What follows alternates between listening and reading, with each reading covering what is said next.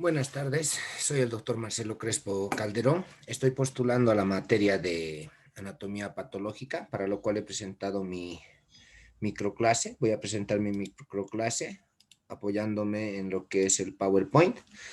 Y la materia por la que estoy optando es patología general. Dentro de lo que son los propósitos de lo que es patología general, se quiere que el estudiante sepa diferenciar las alteraciones a nivel macroscópico, a nivel microscópico, que pueda reconocer una lesión, que pueda reconocer la inflamación y demás factores. Entonces, en lo que es la patología general, vamos a tener unas referencias de teoría. El libro base para esto va a ser el libro de Robbins, Patología Anatómica o Anatomía Patológica. En práctica, porque vamos a ver bastantes imágenes, tanto macroscópicas y microscópicas, podemos usar lo que es Harrison y también el atlas de color de histología para ver los tejidos sanos, ya que más adelante vamos a ir viendo los tejidos afectados, ¿no? También tenemos un atlas de Robbins que va a estar a su disposición en forma virtual. El árbol de la medicina, como ya lo conocen ustedes, tenemos aquí todas las ramas de la medicina. Tenemos lo que es la odontología, radiología, traumatología, farmacología, inmunología, todas las materias, las ramas, y nos dice que la patología general es el tallo de lo que es el árbol, tanto la patología quirúrgica también apoyándose una en la otra, esta para diagnóstico y esta para solucionar los problemas, ¿no? Siguiendo, tenemos como introducción a la patología. La palabra patología deriva de la voz griega fatos, que es enfermedad, padecimiento o sufrimiento, y logos, como todos sabemos, es un estudio o tratado. Entonces, la patología estudia la enfermedad como su origen etimológico. Pero si hablamos de anatomía patológica, es la rama de la medicina que estudia las alteraciones funcionales, estructurales, eh, macro y microscópicamente, también a través de su estructura, ¿no? Tradicionalmente la patología se divide en patología general, especial o sistémica, o anatomía patológica y patología especial o patología clínica. Dentro de las divisiones en lo que es anatomía patológica se van a llevar temas que están dentro de lo básico, sería la introducción, también tendríamos los temas como son lo que son las adaptaciones celulares, la lesión celular, la muerte celular, después vamos a ver inflamación aguda, inflamación crónica, vamos a ver también neoplasias, vamos a ver un sinfín de contenido que nos va a guiar y que los va a ayudar a los estudiantes a formarse en lo que es la materia. El núcleo de la patología está compuesta por 4 procesos patológicos, que a su vez son la etiología o causa, la patogenia, los cambios moleculares y alteraciones morfológicas y las manifestaciones clínicas, perdón. Entonces, en la etiología o la causa vamos a buscar lo que es el origen. Al hablar de etiología estamos hablando del origen de una enfermedad. Entonces, al decir el origen de la enfermedad, tenemos que ver las causas que produzcan enfermedad. Aquí tenemos que para los arcadianos, en el 2500 antes de Cristo, si alguien se ponía enfermo, era por falta del propio enfermo, haber pecado, malos olores, espíritus malignos y dioses. Estamos hablando de unas épocas míticas, ¿no?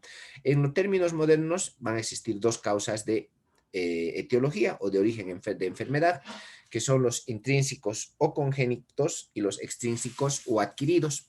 Si hablamos de intrínseco o congénito, estamos hablando de una enfermedad de dentro de nosotros. Entonces, dentro de esto podemos mencionar, por ende, a una enfermedad muy conocida, que se dice que es hereditaria, que se desarrolla de dentro, que sería la diabetes mellitus, ¿no? Ya sea de tipo 1 o sea de tipo 2. Otra enfermedad de estas mismas, la hipertensión arterial.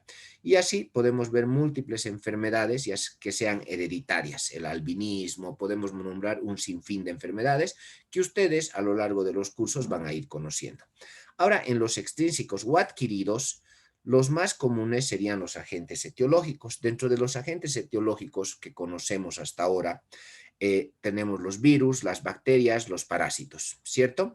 Entonces, para conocer un poquito más, virus ahora, uno de los virus que está en auge, tendríamos el COVID, que nos va a producir enfermedad, de hecho que en muchos casos o en muchos pacientes está siendo letal. También podemos hablar de bacterias, como el Streptococcus pneumoniae, que nos produce neumonía también, y un sinfín de bacterias que nos pueden producir inclusive las neumonías o las famosas neumonías atípicas, ¿no? Dentro de estas, la Staphylococcus aureus o el Staphylococcus dorado. entre virus, bacterias, los parásitos, la entamoeba histolítica, el Chagas, que nos van a producir patología. Nos faltaría los hongos. Dentro de los hongos, la Candida albicans, el Piptirosporum ovale, también el que produce la onicomicosis, que ya si no los han conocido por materias anteriores, los van a ir conociendo en adelante. Eso sería en lo que respecto a la etiología de causas intrínsecas y extrínsecas, pero tenemos más causas de enfermedad, que a su vez pueden ser la hipoxia, agentes físicos, agentes químicos, agentes biológicos, agentes inmunitarios, agentes genéticos, metabólicos, nutricionales y iatrogénicos. En esto de la hipoxia, la falta de oxígeno nos va a producir enfermedad. En lo de los físicos, podemos ver un accidente de tránsito, podemos tener una lesión, un corte, y así con estos múltiples factores, tener una etiología y una causa de enfermedad que luego va a tener que ser vista por lo que es la anatomía patológica. Las causas adquiridas, la hipoxia, falta de oxígeno, agentes físicos, aquí vemos unas quemaduras de segundo, de tercer grado, según la clasificación y si han aprendido a clasificarlas. Tenemos los agentes químicos que normalmente van a provocar erosiones y los agentes biológicos, aquí tenemos un herpes o una gingivoestomatitis herpética como ejemplo, ¿no? Tenemos las alteraciones nutricionales, las metabólicas, tenemos los mecanismos inmunitarios, aquí fíjense el signo de alas de mariposa, del lupus eritematoso sistémico, una enfermedad autoinmunitaria, ¿no? Tenemos las enfermedades nutricionales, con lo que es el bocio, por la falta de yodo, que seguro han escuchado o han oído hablar de ella. Dentro de lo que es la patogenia, vamos a ver que se refiere a una secuencia de acontecimientos en la respuesta de células o tejidos frente al agente etiológico, desde el estímulo inicial hasta la expresión última de la enfermedad. ¿Qué nos dice la patogenia? Es una historia natural de la enfermedad. Desde que yo he adquirido, si estamos hablando de una causa extrínseca, como ejemplo, para que llegue a una neumonía, un Streptococcus pneumoniae, primero se va instalar en lo que es faringe y de faringe, si no se da tratamiento, va a pasar a una neumonía. Entonces, todo lo que va a pasar desde el momento del contagio hasta el momento que el paciente se logre internar, inclusive sea dado de alta, es la patogenia o lo que conocemos como la historia natural de la enfermedad. Lo que ocurre desde un inicio de los acontecimientos hasta que la enfermedad se soluciona. Entre los cambios moleculares y morfológicos vamos a ver que en anatomía patológica, ver dos cosas. Lo que son los cambios a nivel macroscópico, como se ve aquí en la imagen, en esta glándula, y lo que son los cambios a nivel microscópico, cuando se va a llevar una pieza, una biopsia de esto, se lo va a congelar, se lo va a poner en cortes histológicos y se van a poder ver a nivel del microscopio. Dentro de estos cambios moleculares y morfológicos, vamos a entrar a lo que es el primer tema después de la introducción, que serían las adaptaciones celulares. Entre las adaptaciones celulares más importantes vamos a tener lo que es la hipertrofia, la hiperplasia, la atrofia y la metaplasia, cada uno con su significado. Al ser una adaptación, me dice que mi célula intenta adaptarse al agente lesivo o a la lesión, hasta que llega un punto de no retorno, donde una vez que se pasa ese punto de no retorno, mi célula pasa a lesión celular irreversible. Una vez que pasa de lesión celular irreversible, lo que le sigue es la muerte celular. Vamos a ver también los dos tipos de muerte celular, que serían la necrosis y la apoptosis, cada una con sus características, pero lo vamos a ir viendo más adelante. Y eso lo vamos a ver a nivel macroscópico y a nivel microscópico. Las manifestaciones clínicas. Como vamos a tener enfermedad, vamos a tener manifestaciones clínicas. Dentro de las manifestaciones clínicas vamos a tener lo que son los signos y los síntomas, cada uno con su concepto específico y su definición específica. Un signo es algo que yo puedo ver, que yo puedo corroborar. ¿Me entienden? Es algo que se observa. Y un síntoma es lo que el paciente me va a referir. Por ejemplo, un síntoma típico, el dolor. El dolor es algo subjetivo porque yo no puedo medir cuánto le duele. Le puedo preguntar del 1 al 10 cuánto te duele. Esa es la escala de EVA para clasificación.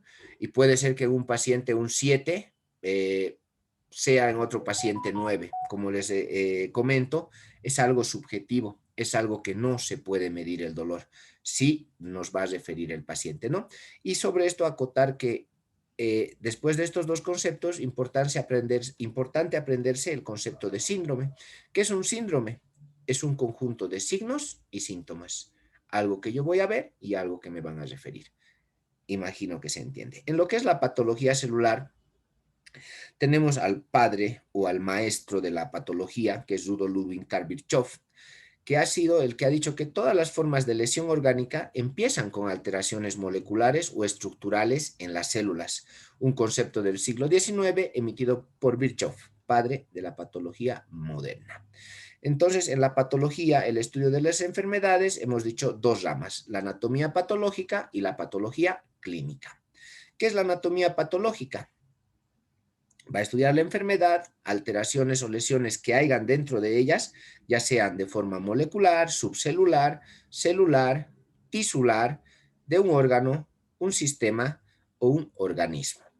Y el concepto o la definición es la rama de la patología que estudia las lesiones morfológicas de las células, tejidos y órganos presentes en la enfermedad desde un punto de vista macroscópico y microscópico, a nivel subcelular, inclusive a nivel molecular. Y esto nos va a servir para hacer un diagnóstico de enfermedad.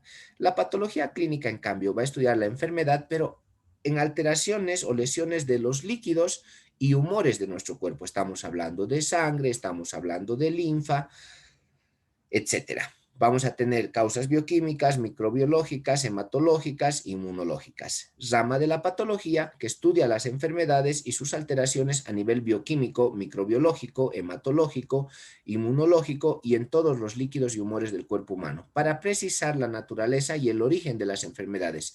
Se ocupa de los análisis clínicos, ya sea sangre, ya sea orina, ya sea saliva. Todos los líquidos que están dentro de nuestro cuerpo para diagnosticar enfermedad. ¿Cuáles son las ramas de la anatomía patológica? Las subespecialidades, tenemos la patología experimental, la citopatología, la patología quirúrgica y de biopsias, patología de autopsias y patología hematológica y patología inmunológica. Hasta aquí sería la presentación de la materia. Haciendo una retroalimentación de lo que queremos que se aprenda de la materia en sí, nos volveríamos a lo que son los 4 procesos patológicos para hacer un cierre. Entonces, en lo que es los 4 procesos patológicos, nos informan de lo que van a hacer o lo que van a causar la enfermedad. Si se fijan, hablamos de un inicio, hablamos de una causa, hablamos de agentes etiológicos, de formas intrínsecas, de formas extrínsecas, y seguimos con lo que esos agentes van a causar en lo que es la patogenia. En la patogenia, como habíamos mencionado, que es la historia natural de la enfermedad, desde que un individuo se contagia con un germen, hablando de una bacteria, como les había mencionado, en caso de una faringoamidalitis nada más, que primero se incube en faringe y luego pase y produzca una neumonía, es lo que nos va a contar la patogenia, lo que nos va a decir ha pasado desde este momento hasta este momento que había resolución. Luego vamos a ver los cambios moleculares y morfológicos. En esto, lo primero, la célula se adapta, intenta adaptarse. Un ejemplo típico de adaptación es la hipertrofia. ¿Dónde vamos a ver hipertrofia? Hay hipertrofia fisiológica y hay hipertrofia patológica. Fisiológica en funcionamiento normal, patológica en funcionamiento defectuoso o con enfermedad. Entonces, una hipertrofia fisiológica, los señores que van al gimnasio, que hacen ejercicio, que consumen anabolizantes, creatinina, etcétera, para poder aumentar masa muscular. Entonces, con esto nos queda claro un concepto de adaptación. La hipertrofia es un aumento en el tamaño de la célula. La célula, por exigencia, empieza a aumentar de tamaño. Y eso produce que el mismo órgano aumente su funcionalidad, por eso pueden levantar más peso.